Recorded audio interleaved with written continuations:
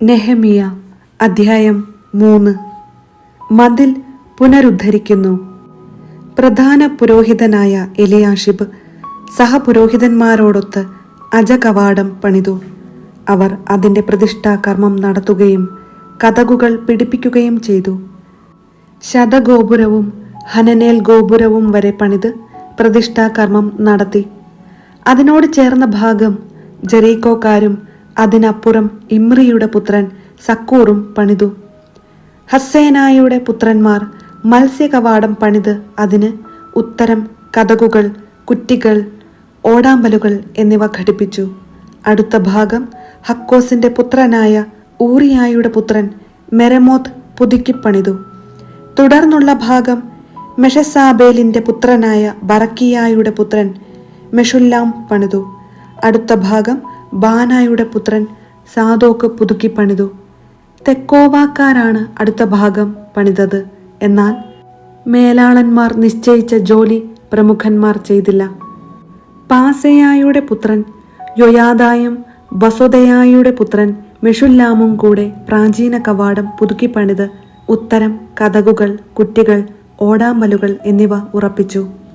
ഗിബയോൻകാരനായ മെലാത്തിയായും മെറോനോത്യനായ യാദോനും ഗിബയോനിലെയും മിസ്പായിലെയും ആളുകളും തുടർന്നുള്ള ഭാഗം പണിതു.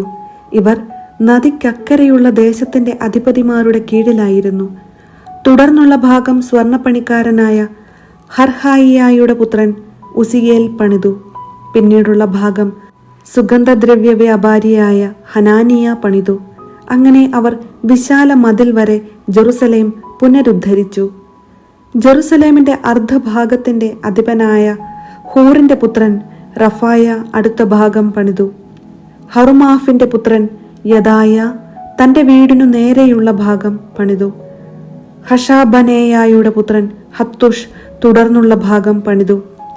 ഹാറിമിന്റെ പുത്രൻ മൽക്കിയായും പഹാത്ത് മൊവാബിന്റെ പുത്രൻ ഹഷൂബും അടുത്ത ഭാഗവും ചൂളഗോപുരവും പണിതു. അടുത്ത ഭാഗം ജെറുസലേമിന്റെ മറ്റേ അർദ്ധഭാഗത്തിന്റെ അധിപനായ ഹല്ലോഹെഷിന്റെ പുത്രൻ ഷല്ലൂമും പുത്രിമാരും പണിതു. ഹാനൂനും സാനോവ നിവാസികളും താഴ്വര കവാടം പുതുക്കി. അതിന് കതകുകൾ, കുറ്റികൾ, ഓടാമ്പലുകൾ എന്നിവ ഘടിപ്പിക്കുകയും ചവറ്റുവാതിൽ വരെ 1000 മുഴം നീളത്തിൽ മതിലിന്റെ അറ്റകുറ്റപ്പണി തീർക്കുകയും ചെയ്തു. ബത്ത് ഹക്കേറെം പ്രദേശത്തിന്റെ അധിപനും രേഖാബിന്റെ പുത്രനുമായ മൽക്കിയ ചവറ്റുവാതിൽ പുതുക്കിപ്പണിത് അതിന് കതകുകൾ, കുറ്റികൾ, ഓടാമ്പലുകൾ എന്നിവ പിടിപ്പിച്ചു. മിസ്പായുടെ അധിപനും കൊൽഹോസയുടെ പുത്രനുമായ ഷല്ലും ഉറവവാതിൽ പുതുക്കി മേഞ്ഞ് കതകുകൾ, കുറ്റികൾ, ഓടാമ്പലുകൾ എന്നിവ ഘടിപ്പിച്ചു. അവൻ രാജകീയോദ്യാനത്തിലെ ഷേലാകുളം കെട്ടിച്ച് ദാവീദിന്റെ നഗരത്തിലേക്ക് ഇറങ്ങുന്ന കോണിപ്പടി വരെ പണിതീർത്തു. ബേത്സൂറിന്റെ അർദ്ധഭാഗത്തിന്റെ അധിപനും അസ്ബുക്കിന്റെ പുത്രനുമായ നെഹമിയ ദാവീദിന്റെ ശവകുടീരത്തിന് എതിർഭാഗം വരെയും കൃത്രിമ വാപി വരെയും പടത്താവളം വരെയും അറ്റകുറ്റപ്പണികൾ നടത്തി. തുടർന്നുള്ള ഭാഗം ലേവ്യർ പണിതു. ബാനിയുടെ പുത്രൻ രേഹും അടുത്ത ഭാഗം പണിതു. തുടർന്ന് കെയിലായുടെ അർദ്ധഭാഗത്തിന്റെ അധിപതിയായ ഹഷാബിയ തന്റെ ദേശത്തെ പ്രതിനിധാനം ചെയ്ത് പണി നടത്തി. തുടർന്നുള്ള ഭാഗം കെയിലായുടെ മറ്റേ അർദ്ധഭാഗത്തിന്റെ അധികാരിയും ഹെനാദാദിന്റെ പുത്രനുമായ ബാവായിയും ചാർച്ചക്കാരും ചേർന്ന് പണിതു. തുടർന്ന് മിസ്പായുടെ ഭരണാധികാരിയും യശുവയുടെ പുത്രനുമായ ഏസർ മതിൽ തിരിയുന്നിടത്തെ ആയുധപ്പുരയിലേക്കുള്ള കുന്നിനെതിരെയുള്ള ഭാഗം പണിതു. അവിടം മുതൽ പ്രധാന പുരോഹിതൻ എലിയാഷീബിന്റെ ഭവന കവാടം വരെ സാബായിയുടെ പുത്രൻ ബാറൂക്ക് പുതുക്കിപ്പണിതു. അവിടം മുതൽ എലിയാഷീബിന്റെ വീടിന്റെ അതിർത്തി വരെയുള്ള ഭാഗം ഹക്കോസിന്റെ പുത്രനായ ഊറിയായുടെ പുത്രൻ മെരമോത്ത് പണിതു. പിന്നീടുള്ള ഭാഗം ജെറുസലേമിന് ചുറ്റും വസിച്ചിരുന്ന പുരോഹിതന്മാർ പണിതു. തുടർന്ന് ബെഞ്ചമിനും ഹാഷൂബും തങ്ങളുടെ വീടിന് നേരെയുള്ള ഭാഗം പുതുക്കിപ്പണിതു. അനനിയായുടെ പുത്രനായ മാസയായുടെ പുത്രൻ അസറിയ തന്റെ വീടിനോട് ചേർന്ന ഭാഗം തുടർന്ന് പണിതു. അവനുശേഷം ഹനാദാദിന്റെ പുത്രൻ ബിന്നൂയി അസറിയായുടെ വീട് മുതൽ മതിൽ തിരിയുന്നതുവരെയുള്ള ഭാഗം പണിതു. അവിടെ കാവൽ ഭടന്മാരുടെ അങ്കണത്തിലേക്ക് തള്ളി നിൽക്കുന്ന കൊട്ടാര ഗോപുരത്തിന്റെ എതിർവശത്തുള്ള ഭാഗം ഉസായിയുടെ പുത്രൻ പലാൽ പണിതു. പറോഷിന്റെ പുത്രൻ പെദായായും ഓഫൽ നിവാസികളായ ദേവാലയ ശുശ്രൂഷകരും കിഴക്കുവശത്തെ ജലകവാടത്തിനും തള്ളി നിൽക്കുന്ന ഗോപുരത്തിനും എതിരെയുള്ള ഭാഗം പുതുക്കി പണിതു. വലിയ ഗോപുരത്തിന്റെ എതിരെ ഓഫേൽ ഭിത്തി വരെയുള്ള ഭാഗം തെക്കോവക്കാർ പുതുക്കി പണിതു. അശ്വകവാടം മുതൽ തങ്ങളുടെ വീടിനു നേരെയുള്ള ഭാഗം പുരോഹിതന്മാർ പണിതു. തുടർന്ന് ഇമ്മെറിന്റെ പുത്രൻ സാദോക്ക് തന്റെ വീടിനെതിരെയുള്ള ഭാഗം പണിതു. കിഴക്കേ കവാട സൂക്ഷിപ്പുകാരനായ ഷെക്കനിയായുടെ പുത്രൻ ഷെമായിയ തുടർന്നുള്ള ഭാഗം പണിതു. അടുത്ത ഭാഗം ഷെലേമിയായുടെ പുത്രൻ ഹനാനിയായും സാലാഫിന്റെ 6-ാമത്തെ പുത്രൻ ഹാനൂനും പുതുക്കി പണിതു. ബറക്കിയായുടെ പുത്രൻ മെഷുല്ലാം തന്റെ വീടിനെതിരെയുള്ള ഭാഗം തുടർന്നു പുതുക്കി പണിതു. അവനുശേഷം സ്വർണപ്പണിക്കാരനായ മൽക്കിയ ഭടന്മാരെ വിളിച്ചുകൂട്ടുന്ന മതിൽ തിരിയുന്നിടത്തെ കവാടത്തിന്റെയും മാളിക മുറിയുടെയും എതിർവശം ദേവാലയ ശുശ്രൂഷകരുടെയും വ്യാപാരികളുടെയും വീടുവരെ പുതുക്കിപ്പണിതു. അവിടം മുതൽ അജകവാടം വരെയുള്ള ഭാഗം സ്വർണപ്പണിക്കാരും വ്യാപാരികളും പുതുക്കിപ്പണിതു.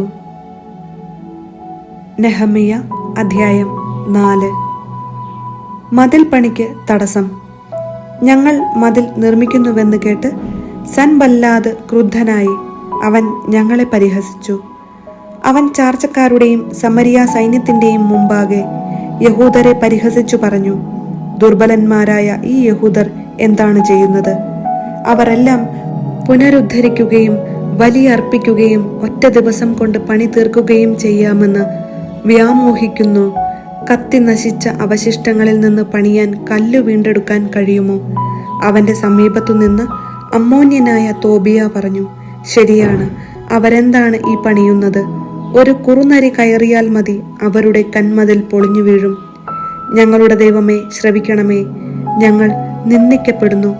അവരുടെ പരിഹാസം അവരുടെ ശിരസുകളിൽ തന്നെ പതിക്കാൻ ഇടയാക്കണമേ. ശത്രുക്കൾ അവരെ കൊള്ളയടിക്കുകയും തടവുകാരാക്കുകയും ചെയ്യട്ടെ. അവരുടെ കുറ്റം മറയ്ക്കരുതേ. അങ്ങയുടെ ദൃഷ്ടിയിൽ നിന്ന് പാപം മായ്ച്ചു കളയരുതേ. പണിയുന്നവരുടെ മുൻപാകെ അവർ അങ്ങയെ പ്രകോപിപ്പിച്ചുവല്ലോ. ഞങ്ങൾ മതിൽ പണി തുടർന്നു. ജനം ഉത്സാഹപൂർവം പണിതു. മതിൽ ചുറ്റും പകുതി കെട്ടി ഉയർത്തി. എന്നാൽ സൻബല്ലാത്തും തോബിയായും അറബികളും അമ്മോന്യരും അഷ്ദോദ്യരും ജെറുസലേം മതിലിന്റെ പുനർനിർമ്മാണം പുരോഗമിക്കുന്നെന്നും വിടവുകൾ അടഞ്ഞു തുടങ്ങിയെന്നും കേട്ട് കോപാക്രാന്തരായി. ജെറുസലേമിനെതിരെ പൊരുതാനും കലാപം സൃഷ്ടിക്കാനും അവർ ഉപായം തേടി. ഞങ്ങൾ ഞങ്ങളുടെ ദൈവത്തോട് പ്രാർത്ഥിക്കുകയും അവർക്കെതിരെ രാവും പകലും കാവൽ ഏർപ്പെടുത്തുകയും ചെയ്തു. എന്നാൽ യൂദാ പറഞ്ഞു, ചുമട്ടുകാർ തളർന്നു തുടങ്ങി.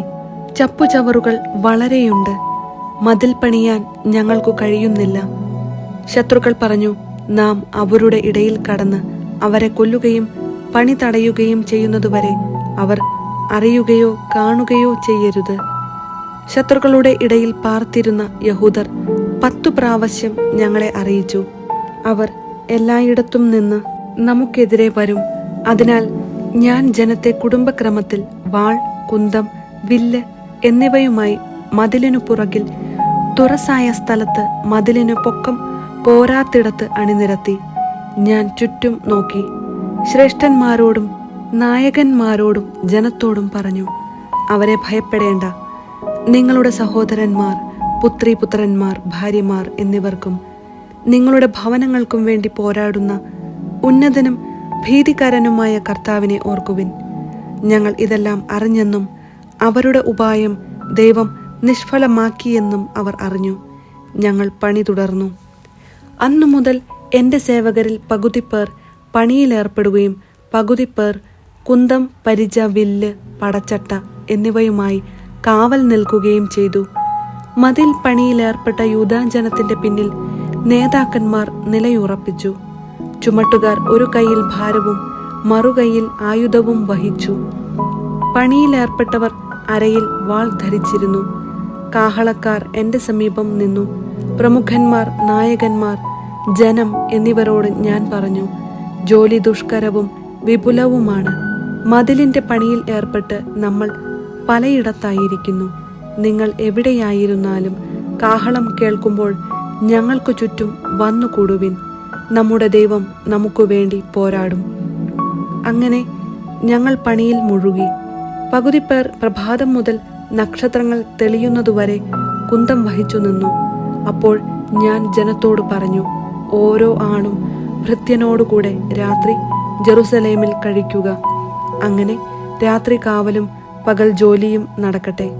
ഞാനും സഹോദരരും ഭൃത്യന്മാരും എന്നെ അനുഗമിച്ച കാവൽക്കാരും വസ്ത്രം മാറ്റിയില്ല. ഓരോരുത്തരും ആയുധം ഏന്തിയിരുന്നു.